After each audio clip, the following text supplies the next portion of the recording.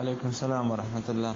محترمه د اختر د مونځ طریقه خو همدغه د ورکوټي اختر د مونځ په شان ده چې کله سړی اوله کې نیت وتړي سبحان نه به شروع کړي ولا اله غیرک پورې چې دا وایي نو بس بیا به الله اکبر دا غوږونه به ګوتې یوسي لاس په زړه کې په دویم ځل به الله اکبر غوږونه به ګوتې یوسي لاس په زړه کې په دریم ځل به الله اکبر غوږونه به ګوتې یوسي نیت به وتړي قرات به شروع کړي چې کله قرات ختم کړي یو رکعت به وکړي دویم رکعت به راپاسي نو بیا به قرات وایي چې کله رکوع لځي نو رکوع له بنځي غوږونه به ګوتې یوسي الله اکبر لاس په ښکته کړي په دویم ځل باندې الله اکبر لاس په ښکته کړي په دریم ځل باندې الله اکبر لاس په ښکته کړي په څلورم ځل به الله اکبر وایي رکوع له به لاړ شي دغه د اختر د مونځ طریقه ده بعد کې به خطبه ووایي.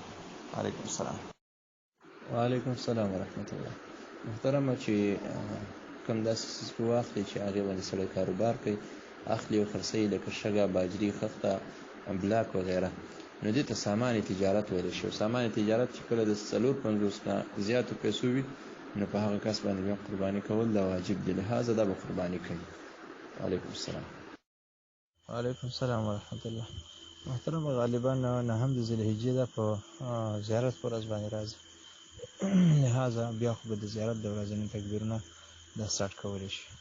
البته که د خالي پر ورځ اختر راځي نو بیا به د جمعې د ورځني تکبیرونه سټارټ کولی شي او دا د چې قرباني کول دا په 3 ورځو کې کولی شي لومبۍ دویمه او دریمه تر د ماښام د اذان نه پورې که تر هغه وخته پورې سړی وکړي نو په لومبۍ ورځ کول بهتر دی په نورو ورځو کې کول دا جایز دی هغه آخري 2 ورځې چې کومې دي. علیکم السلام. وعلیکم السلام ورحمت الله.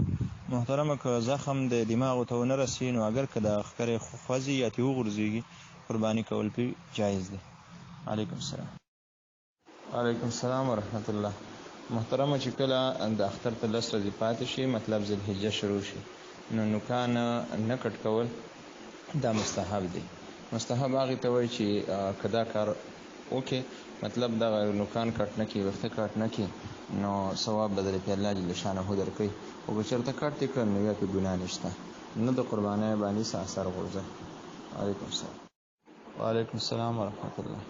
محترمه قرباني پې اگر چې جایز ده خو که ډېره نږدې وي نو بیا د قرباني کول یې نه دي په کار بلکې بل څاروی بیا قرباني کول دا په کار دی خو که قرباني یې کړي نو قرباني کول پې جایز دی.